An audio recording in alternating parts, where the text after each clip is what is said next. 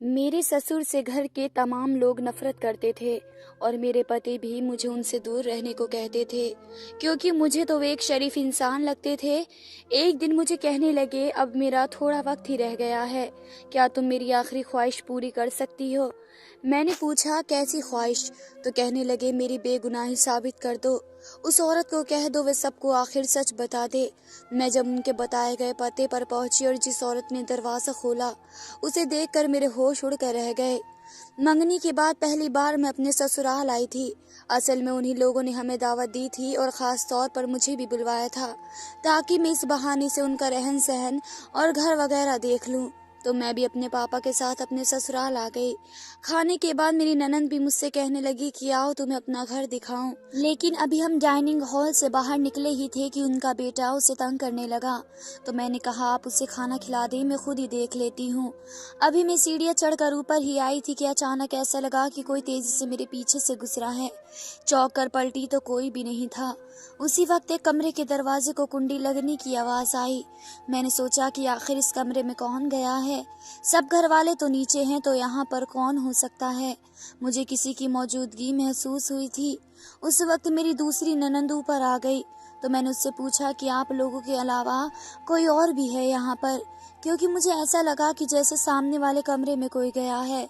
तो वे घबरा गई और मुझसे कहने लगी, नहीं भाभी, आपको कोई गलतफहमी हुई होगी, हमारे अलावा तो और कोई भी नहीं है। पर मुझे गलतफहमी नहीं हुई थी, बल्कि मुझे पक्का यकीन था कि कोई और भी हमारे अलावा यहाँ पर मौजूद है। लेकिन मैंने बहस करना ज़रूरी नहीं समझा और उसके साथ घर देखने लगी। मेरे ससुराल वाले अच्छे थे और उनके घर का माहौल भी मुझे बहुत पसंद आया, लेकिन कोई चीज़ मुझे खटक रही थी और मुझे समझ नहीं आ रहा था कि आखिर ये उलझन क्या है। मंगनी के बाद भी एक दो बार मेरा वहां पर अचानक उनके घर जाना हुआ, तो मुझे ऐसा लगा कि जैसे वे घबरा गई हों। मुझे रूम में बैठाकर मेरी सास जल्दी से कमरे से बाहर चली गई थी। मुझे लगा मेरे लिए इंतजाम करने गई होगी, तो मैं उनको मना करने उनके पीछे आई। तो वे किचन में नौकरानी को कह रही थी कि उससे कह दो कि वे हरगिज भी कमरे से बाहर न निकले। मुझे अपने पीछे देखकर मेरी सांस अचानक घबरा गई। मैंने पूछा, आप किसको कह रही हैं कि वे कमरे से बाहर न निकले? तो वे कहने लगी कि असल में तुम्हारा मंगेतर आज घर पर है, तो मैं उसके लिए कहलावा कह रही थी कि वह कमरे में ही रहे। असल में हमारे यहाँ पर ये रस्म है कि शादी की तारीख हो जाने से पहले दूल्हा दुल्हन एक दूसरे को नहीं देखते। ना जाने मेरी सास क्या छुपाने की कोशिश कर रही थी। मैंने उसे नहीं बताया कि सुबह ही मेरी उनके बेटे से बात हुई है और वह तो उस वक्त अपने दफ्तर में था। जरूर ये किसी और के बारे में बात कर रही थी, लेकिन मैंने उन्हें कोई तवज्जो नहीं दी कि अगर वे कुछ मुझसे छुपा रही हैं तो मैं पूछकर क्या करूंगी। वैसे भी मुझे आदत नहीं है किसी के मसलों में पड़ना। मैंने उन्हें कोई अहमियत नहीं दी कि हो सकता है कि उनका कोई और मेहमान आया हो, वह उसे मुझसे ना मिलवाना चाहती हो। शादी की तैयारियां बहुत जल्दी हो गई और मैं रुखसत होकर अपने ससुराल में आ गई। मैं अपने कमरे में बैठी अपने पति का इंतजार कर रही थी। अचानक दरवाजा खुला और एक बहुत उम्र का आदमी अंदर दाखिल हुआ। मैं उसे देखकर घबरा गई कि ये कौन है। ये तो मेरा पति नहीं है। न जाने कौन अंदर आ गया था। उससे पहले कि मैं पूछती, मैं मुझसे कहने लगा, बेटी घबराओ नहीं, मैं तुम्हें यहाँ पर नुकसान पहुँचाने के लिए नहीं आया हूँ। मैं तुम्हारे पति का बाप और तुम्हारा ससुर हूँ। मैं तो बस तुम्हें देखने आया था कि मेरी बहू कैसी है। मैं चौंक कर रह गई कि क्या मेरे पति का बाप भी है। जब ये लोग रिश्ता लेकर आए थे तो उन्होंने कहा था कि उसका बाप नहीं है, सिर्फ एक माँ है और एक बहन है। कितना बड़ा झूठ शादी के पहले दिन ही सामने आ गया। मुझे बहुत गुस्सा आया और मैंने इस वक्त आवाज देकर अपनी सास को बुलाया। कमरे में मेरी सास और मेरे पति भागते हुए आए और वहां पर उस आदमी को देखकर उनके होश उड़ गए। मैंने गुस्से से पूछा कि आप लोगों ने इतना बड़ा झूठ क्यों बोला? यह भी घर के ही एक आदमी है, तो आपने उनको क्यों छुपाया? इन सब के पीछे ऐसा क्या बड़ा मकसद है? अब तक न जाने आप लोगों ने और कितने झूठ बोले हैं। मेरी सास और मेरे पति शर्मिंदा नजरों से मेरी तरफ देख रहे थे और मेरी सास गुस्से से अपने पति को देखते हुए कहने लगी, तुम्हें मना किया था ना, मगर फिर भी तुम पास नहीं आए। चलो मेरे साथ। उन्हें पकड़कर खींचती हुई कमरे से बाहर ले गई, जबकि मेरा पति मुझसे कहने लगा, तुम बैठो, मैं तुम्हें सारी बात बताता हूँ कि हमने ये झूठ क्यों बोला। हमने बहुत पहले ही इन्हें बाप के लायक समझना छोड़ दिया है। अब हमारे लिए ये अहमियत नहीं रखते। इसलिए हमने उनके बारे में बताना भी गवारा नहीं समझा। बस उसके अलावा और कोई बात नहीं। हम लोगों ने ना तो उन्हें शादी पर बुलाया और ना ही उनके बारे में बताना ज़रूरी समझा। तो वे कहने लगे कि तुम इस बारे में मत पूछो, ये ऐसा राज है जो मैं हरगिज़ भी नहीं बता सकता। बस ये समझ लो कि हमारे घर में कोई भी उनको पसंद नहीं करता, सभी उनसे नफरत करते हैं और तुम भी उनसे दूर ही रहना। पति की बातें सुनकर मैं काफ़ी हैरान हो गई कि न जाने ऐसी भी क्या बात है कि अपने बाप से इस कदर नफरत क्यों करते हैं। उनकी बातों से तो यही अंदाज़ा हो सकता है वे अपने बाप को एक अच्छा इंसान नहीं समझते। खैर, ये उनका घर का मामला था, इसलिए मैंने ज़्यादा अहमियत देना ज़रूरी नहीं समझा। लेकिन फिर दिन गुजरने के साथ साथ मुझे एहसास होता गया कि ना सिर्फ मेरा पति बल्कि मेरी सास का रवैया भी अपने पति से इंतहाई ख़राब है। यहाँ तक कि बेटियाँ भी अपने बाप को कुछ नहीं समझती। हर कोई उनसे नफरत करता है और उनको नफरत की निगाहों से ही देखते थे। वे बेचारे अपने कमरे में अकेले पड़े रहते थे और ये जानकर तो मैं हक्का बक्का ही रह गई कि मेरी सास ने अपना कमरा भी अलग कर रखा था। मेरी दोनों ननंदें शादीशुदा थी, वरना मैं उन्हीं से ही पूछ लेती कि आखिर ऐसा क्यों है। एक दिन ऐसा हुआ कि मैंने सोचा कि मैं जाकर अपने ससुर को भी खाना दे आती हूँ, क्योंकि ये लोग तो उनको अपने साथ डाइनिंग टेबल पर भी नहीं बिठाते थे। मैं गहरी सी एक प्याली लेकर उनके कमरे में गई तो वे बहुत खुश हुए, मगर उससे पहले मैं उनको प्याली पकड़वाती उस वक्त मेरे पति वहाँ पर आ गए और मेरे हाथ से वे प्याली खींच कर नीचे फेंक दी। मुझसे कहने लगे, मैंने तुम्हें मना भी किया था कि उनके कमरे में नहीं आना और ना ही उनके आसपास रहना, तो तुम क्यों यहाँ पर आई हो? चलो यहाँ से। वे मुझे खींचते हुए कमरे से बाहर ले गए और मुझसे बहुत ही बुरी तरह नाराज होने लगे। मैंने हैरानी से पूछा कि ऐसा क्यों कर रहे हो आप? वह आपके पापा हैं और बहुत ही शरीफ इंसान हैं, उन्होंने तो मुझे आज तक कुछ भी नहीं कहा। मेरा पति कहने लगा, हम उनके बारे में जो जानते हैं वे तुम नहीं जानती। अगर तुम जान लो तो तुम भी उनसे नफरत करो और मैं तुम्हें सब सच बता भी नहीं सकता, इसलिए जो घर के मसले चल रहे हैं वे चलने दो और बस ये बात मेरी याद रखो कि उनसे दूर ही रहना। खैर, उस वक्त तो मैं अपने पति के सामने चुप हो गई, मगर ये मामला मुझे उलझन में डाल रहा था। ऐसा भी क्या गुनाह कर दिया, उनके अपने सगे घर वाले ही उन्हें माफ करने को तैयार नहीं हैं। मैंने अपने ससुर को जब भी देखा था चुपचाप और खामोश ही देखा था, अक्सर उन्हें कमरे में बैठा हुआ ही देखा था। तो मैं सोचती थी कि जब ऊपर वाला माफ कर देता है तो ये इंसान क्यों नहीं करता। एक दिन मुझे मौका मिला तो मैंने अपने ससुर से पूछा कि ऐसी भी क्या बात हो गई है कि आपके घर वाले ही आपके खिलाफ हो गए। तो वे रोने लगे और कहा कि तुम मेरे पास ना आया करो, ना ही मुझसे कोई बात किया करो, उन लोगों को अच्छा नहीं लगता। मैं नहीं चाहता मेरी वजह से ये तुम्हें भी बातें सुनाएं। तुम एक अच्छी लड़की हो, मुझे उनके लिए फिक्र रहती थी, क्योंकि कोई उनका ख्याल रखने वाला और पूछने वाला नहीं था। वे हर लिहाज से एक शरीफ इंसान ही थे और मैंने उनके किरदार में कोई खराबी नहीं देखी थी। एक बार ऐसा हुआ कि बड़ी ननंद रहने आई हुई थी और उसकी बड़ी बेटी जो 5 साल की थी कहने लगी, माँ मैं नाना से जाकर मिलाऊं। तो उनकी माँ ने उसे डांटते हुए कहा, नहीं, कोई ज़रूरत नहीं है उनके पास जाने की, ये तुम्हारे नाना नहीं है। मैं तो ये रवैया देखकर अफसोस करती रह गई कि ये कैसी बेटी है, इतनी नफरत कैसे करती है। मेरे ससुर की तबीयत भी अब खराब ही रहती थी, वे अक्सर बीमार रहने लगे थे। मैं हर मुमकिन कोशिश करती थी कि उनका ख्याल रख सकूं, उनके पास जाकर थोड़ी बातें करके उनका ध्यान बटा सकूं। और मेरी सास और सभी मुझे बहुत बातें सुनाते थे और हर मुमकिन कोशिश करते थे कि मैं वहां ना जाऊं, मगर मैं किसी को भी नहीं सुनती थी, क्योंकि मेरा दिल कहता था कि वे मेरे साथ कुछ बुरा नहीं करेंगे। मुझे लगता था कि जरूर पहले का कोई ऐसा राज है जिससे सभी वाकिफ हैं सिवाय मेरे। अब मेरा भी दिल कर रहा था कि मैं भी पिछली सारी हकीकत मालूम कर लूं, जिस पर अभी तक पर्दा पड़ा हुआ था। मेरे पापा की सालगिरह करीब आ रही थी तो मैंने सोचा कि उनको सरप्राइज दूं। मैं चाहती थी कि उनकी जितनी भी पुरानी तस्वीर है उनको दोबारा से नया बनवाकर एक एल्बम बनवाकर अपने पापा को गिफ्ट में दे दूं। मैं ये काम पापा से छुप कर करना चाहती थी, इसलिए एक दिन जब पापा घर पर नहीं थे तो मैं अपनी माँ के गई और सीधा पापा की लाइब्रेरी में चली गई, जहाँ पर उनकी पुरानी तस्वीर रखी हुई थी। उनकी तस्वीरों को देखते हुए मैं चौंक के रह गई, क्योंकि पापा की जवानी की एक तस्वीर ऐसी थी जिसको देखकर मैं उलझ कर रह गई। इस तस्वीर में पापा के साथ जो आदमी नजर आ रहा था वह तो बिल्कुल मेरे ससुर के जैसा था। यकीनन उन दोनों की जवानी की तस्वीर थी। इसका मतलब तो ये था कि मेरे पापा उनको बहुत पहले से जानते थे। शायद वे दोनों दोस्त थे। क्योंकि वह तस्वीर उनकी नज़दीकी को बयां कर रही थी। इसके अलावा भी एक दो और तस्वीर में मुझे भी नज़र आए जिसमें वे हमारे ख़ानदान के साथ बैठे थे। उसका मतलब तो ये था कि उनका हमारे घर बहुत ही आना जाना था। मुझे ये कुछ समझ नहीं आया। इससे पहले पापा घर आ जाते मैं जल्दी से वहाँ से चली गई। लेकिन ये बात मुझे बहुत खटक रही थी कि आखिर ये सारा क्या चक्कर है। जब मैं घर आई तो अपने ससुर से पूछने के लिए उनके कमरे में गई, लेकिन वे बहुत निर्धारित और बीमार लग रहे थे। तब मैंने उनसे कुछ नहीं पूछा। मैंने उनसे कहा कि मैं आपके लिए कुछ कर सकती हूँ, तो कहने लगे कि तुम मेरी बेगुनाही साबित कर सकती हो, इसलिए तो तुम यहाँ पर आई हो।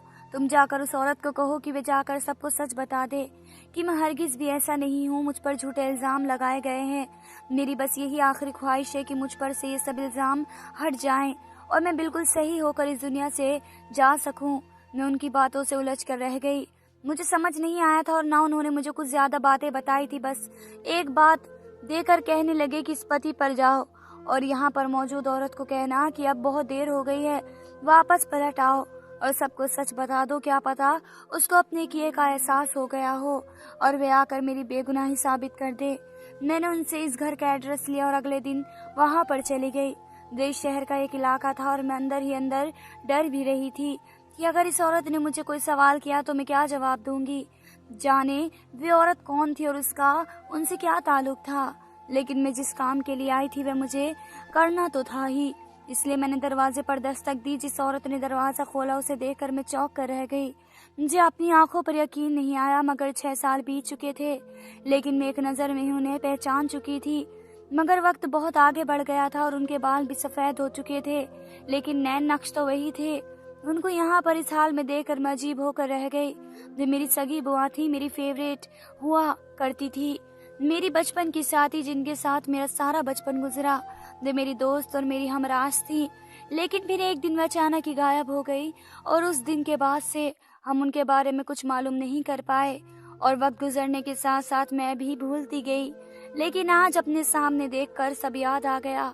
मैं पिछली बातों में खोकर ही रह गई थी कि अचानक उनकी आवाज़ से होश में आई।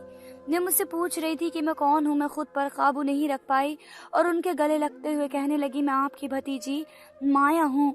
वे चौंक गए और मुझे जोर से गले लगा लिया, लेकिन फिर अचानक ही मुझे एक झटके से दूर किया और कहा कि मैं तुम्हें नहीं जानती, तुम जो भी हो यहाँ से चली जाओ। मैं उनके कदमों में बैठे हुए कहा कि मैं तो यहाँ अपने ससुर की तरफ से सवाली बनकर आई हूँ। उन्होंने कहा है कि उनसे कहना कि अब तो जाकर सबको सच बताकर मेरी बेगुनाही साबित कर दे, वरना मैं मरने के बाद भी अल्फाज में याद किया जाऊंगा। देह चौंक गए और मुझसे कहने लगी, इस सब का क्या मतलब है। तो मैंने उन्हें बताया कि शायद आपके ही लगाए गए किसी इल्ज़ाम की वजह से वह अब तक अपने घर में बहुत बुरे समझे जाते हैं और हर कोई उनसे नफरत करता है। तो उन्होंने आपसे रिक्वेस्ट की है कि आप जाकर सबको सच बताएं कि उन पर से सारे इल्ज़ाम हटा जाएं। मैं भी यह भी जानना चाहती थी कि वे यहाँ पर क्यों है और उनकी बाकी फैमिली वाले, उनके पति और बच्चे वगैरह कहाँ पर हैं। वे इतने साल हमसे दूर क्यों रही और मेरे ससुर ने उनका ऐसा क्या रिश्ता था। लेकिन मैं कुछ भी पूछने की हिम्मत नहीं कर पाई और सोचा कि अब तो वक्त ने आमने सामने कर दिया है तो सारे सवालों के जवाब भी मिल जाएंगे। पहले तो मैं मना करने लगी, लेकिन फिर एकदम ही कहने लगी कि ठीक है, मैं तुम्हारे साथ चलने को तैयार हूँ। आज सबके सामने सच ही आ जाए तो बेहतर है। जब मैं उन्हें अपने साथ लेकर गई तो मेरी सास के चेहरे की रंगत पीली पड़ गई। वे चीखते हुए आगे बढ़ी कि तुम फिर से मेरी जिंदगी में जहर घोलने आ गई हो। तुम्हारी हिम्मत कैसे हुई दोबारा इस दहलीज पर कदम रखने की। मैंने फोन करके अपने पापा को भी बुला लिया था और जब उन्होंने भी अपनी बहन को देखा तो वे भी अपने जज्बात पर काबू नहीं रख पाए और आगे बढ़कर उनसे मिलने ही लगे थे कि बुआ ने हाथ के इशारे से उन्हें रोक दिया। मेरे पति मुझसे कहने लगे कि ये सब क्या तमाशा है और ये औरत कौन है। मैंने पूछा कि सबसे पहले आप मुझे बताएं कि आप लोग अपने पापा से इतनी नफरत क्यों करते हैं। तो मेरे पति कहने लगे कि इसलिए कि मेरे पापा इंसान कहलाने के लायक नहीं हैं। उनसे शादी के नाम पर ना सिर्फ एक मासूम लड़की को गालियां बकी, उसकी इज्जत भी लूटी, इसलिए हम सब उनसे नफरत करते हैं। मेरी बुआ आगे बढ़कर कहने लगी, क्या तुम जानना चाहते हो कि जिस औरत के हवाले से तुम अपने बाप पर इल्ज़ाम लगा रहे हो वे कौन है। तो सुनो, वे मैं हूँ और जो ये सुनकर तुम इल्ज़ाम लगा रहे हो वो छोटा है। मैं कोई और नहीं बल्कि तुम्हारे बाप की बीवी हूँ, दूसरी बीवी। ये सब सुनकर तो मेरे साथ साथ मेरे पति और उसकी बहन भी चौंक कर रह गए। लेकिन मेरी सास गुस्से में आ गई और कहने लगी, मेरे घर से निकल जाओ, हमें तुम्हारी कोई बात नहीं सुननी। बुआ गरज कर कहने लगी, आज तो सबको सच सुनना ही होगा। तुम्हारे पापा मेरे भाई के एक बहुत अच्छे दोस्त थे और उसके नाते उनका हमारे घर पर आना जाना लगा रहता था। मैं बहनों में सबसे छोटी थी और बेइंतहा लाडली भी थी, इसलिए भाई के साथ साथ में तुम्हारे पापा की भी एक अच्छी दोस्त थी। लेकिन ये दोस्ती पसंदीदा में बदल गई। मुझे कुछ अंदाजा ही ना हो सका, क्योंकि मैं अच्छी तरह से जानती थी कि वे शादीशुदा और 3 बच्चों के पापा हैं। लेकिन मोहब्बत और कम उम्र की दीवानगी शायद इसी तरह खुदगर्ज बना देती है। वे हरगिज भी मुझसे शादी नहीं करना चाहते थे, मगर मैंने जब अपनी जान लेने की कोशिश की तो वे उन्होंने मुझसे शादी कर ली। मैं जानती थी कि मैं तुम्हारे माँ के हक पर डाका डाला है और मैंने उनसे बहुत बार माफ़ी भी मांगी कि मैं हरगिज भी उन पर सौतन बनकर नहीं आना चाहती थी, लेकिन दिल के हाथों मजबूर थी। लेकिन तुम्हारी माँ ने दिल बड़ा करके मुझे कबूल कर लिया और सबके सामने महान बन गई। लेकिन अंदर ही अंदर वह मुझे उस घर से निकालने की प्लानिंग बना रही थी। मैंने तो उसे बड़ी बहन का दर्जा दिया और तुम लोगों को भी अपना बच्चा ही माना, मगर उससे ये सब बर्दाश्त नहीं हुआ। एक दिन ऐसा हुआ कि घर पर कोई नहीं था कि अचानक मेरा एक दूर का कजिन मुझसे मिलने आ गया। ये मुझे पसंद करता था, हमेशा से ही मुझसे शादी करना चाहता था और अब मुझसे गिला करने आया था कि उसे छोड़कर एक शादीशुदा आदमी से शादी क्यों कर ली। कि इसी वक्त तुम्हारी माँ ने यह सब देख लिया और शोर मचाकर सबको इकट्ठा कर लिया कि मैं तो बदकिरदार हूँ और मर्दों को फंसाती हूँ। मेरे पति के आने से पहले ही उसने मुझे धक्के देकर घर से बाहर निकाल दिया। मेरे घर वाले तो पहले ही मुझसे नाराज थे कि मैंने उनकी मर्जी के बगैर शादी कर ली और ऊपर से इतना बड़ा इल्ज़ाम उन्होंने भी मुझे कबूल करने से इनकार कर दिया। तो मैं अपनी एक दोस्त के यहाँ पर चली गई। वहाँ पर कुछ दिनों के बाद मुझे तलाक नामी के पेपर मिले तो मैं भी उन पर साइन कर दिया और उसके बाद हमेशा के लिए खुद को सबसे दूर कर दिया और सबसे नाता तोड़कर यहाँ पर आ गई। अभी कुछ महीनों पहले तुम्हारे पापा ने मेरी अचानक मुलाकात हो गई और उसने मेरे घर का एड्रेस देख लिया था।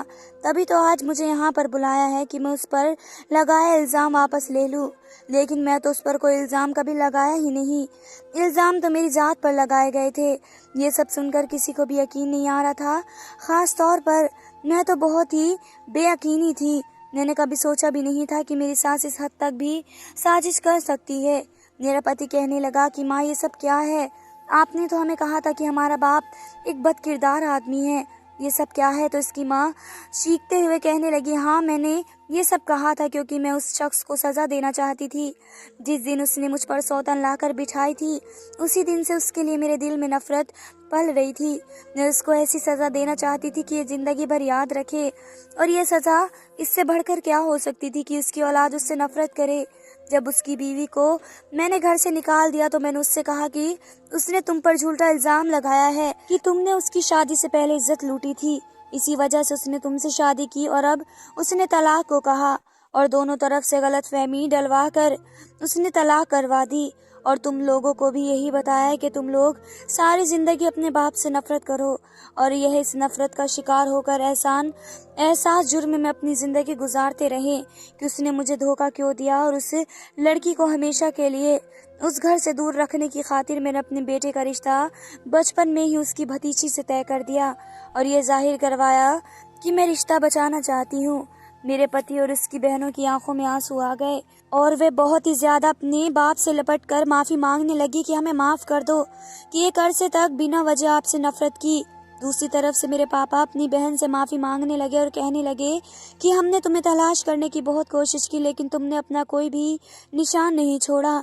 हमें माफ कर दो, हमने इस औरत की बातों पर यकीन कर लिया। मैं खुश थी कि इतने सालों के बाद सारी गलतफहमियां दूर हो गई। पापा को अपनी बिछड़ी हुई बहन मिल गई और मेरे ससुर को उनकी औलाद मिल गई। और जहाँ तक मेरी सास का सवाल था तो वह अब इस चीज़ पर अमल करने लगी थी, क्योंकि अब नफरत का रुख उनकी तरफ हो चुका था।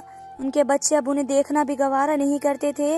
अपनी बेवजह की नफरत से उन्होंने कई जिंदगियां बर्बाद की और खुद भी कभी सुकून नहीं पाया और ना ही आइंदा पाने वाली हैं। धन्यवाद दोस्तों।